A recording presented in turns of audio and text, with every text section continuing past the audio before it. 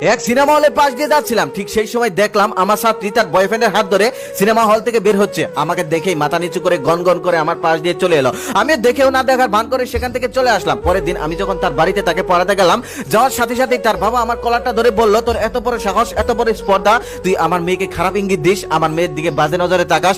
এই বলে সে আমার ডান গালে একটা থাপ্পড় মারলো। তখন আমি অবাক হয়ে বললাম, আঙ্কেল কি হয়েছে? আমি তো কিছুই বুঝতে পারছি না। আর এমন কথা আপনাকে কে বলেছে? তখন সে বলতেছে, কে আবার বলবে? আমার মেয়েই বলেছে, কালকে তুই আমার মেয়েকে বাজে প্রস্তাব দিয়েছিস, কুপ্রস্তাব দিয়েছিস, এখনই আমার বাড়ি থেকে বের হয়ে যা।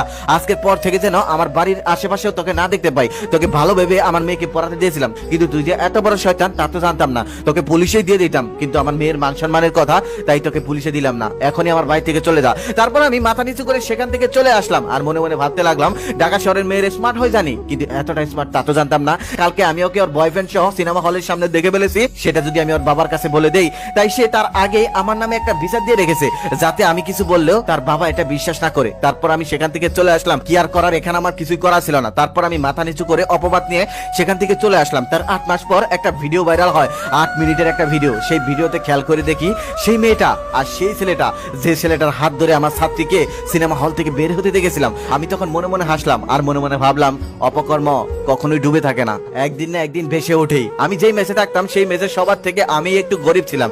একদিন আমার রুমমেটে 4,000 টাকা হারিয়ে যায়। ঠিক সেই দিনে আমি একটা শার্ট কিনেছিলাম। তারপর বাসায় আসতেই সবাই আমাকে সন্দেহ করতে থাকে। পাশের বাসার এক বড় ভাই ছিল, তাকে সবাই মানতো। সে এসে সোজা বলে দিল আমি নাকি তার ব্যাগ ধরেছি, আমি নাকি তার টাকা নিয়েছি, সে নাকি শিওর। তারপর আমি সেমিস্টার ফ্রি থেকে 4,000 টাকা দিয়ে দিলাম আর চোরের অপবাদ দিয়ে সেই ম্যাচ থেকে বের হয়ে আসলাম। এভাবে 6 মাস কেটে গেল। 6 মাস পর আমার সেই বড় ভাই ফোন করে আমাকে বলল, ভাই তুমি একটু আসো। তারপর আমি সেই ম্যাচে গেলাম। যাওয়ার পর সে আমার হাতে পায়ে ধরে বলতেছে, ভাই সেদিনকার টাকাটা আমি নিয়েছিলাম আর তোমাকে ফাঁসিয়ে দিয়েছিলাম, আমাকে ক্ষমা করে দিও, আমি এখন ক্যান্সারের রোগী, বেশি দিন বাঁচবো না, ভাই তুমি আমাকে মাফ করে দিও, আমি ভুল করে ফেলেছি। আমি সেদিন মুসকি মুসকি হাসলাম আর ভাইয়ের জন্য দোয়া করে সেখান থেকে চলে আসলাম। কলেজ লাইফে আমার একটা মেয়ে ফ্রেন্ড ছিল, যে আমার অনেক কেয়ার করতো, যে অনেক খেয়াল রাখতো। একদিন তাকে আমি কফির দাওয়াত দেই আর সে আসে। সেই কফির দাওয়াতে আমি তাকে বলি, দোস্ত আমি তোকে ভালোবাসি, আমি তোকে অনেক পছন্দ করি, তুই কি আমার ভালোবাসাটা গ্রহণ করবি? তখন সে মুখটা বাঁকা বানিয়ে কফিটা আমার মুখে ছুঁড়ে মেরার বলে, তুই ভালো ছাত্র বলে তোর থেকে নোট নেওয়ার জন্য তোর সাথে একটু ভালো আচরণ করি, তাই বলে তুই আমাকে ভালোবাসবি? তোর এত বড় সাহস! এই বলে সে চম্পট মেরে সেখান থেকে চলে যায়। আমি বোকার মতো বসে রইলাম। সেদিন আমি কিছুই বলতে পারলাম না। আসলে সে আমার সাথে এত সুন্দর আচরণ করতো আর এত কেয়ার করতো, আমি মনে মনে ভাবতাম সে আমাকে ভালোবাসে, বলতে পারছে না তাই আমি বলি। আমি তো আর জোর করিনি, সে না করলেও তো পারতো। তারপর অনেক বছর পর তার সাথে আমার দেখা।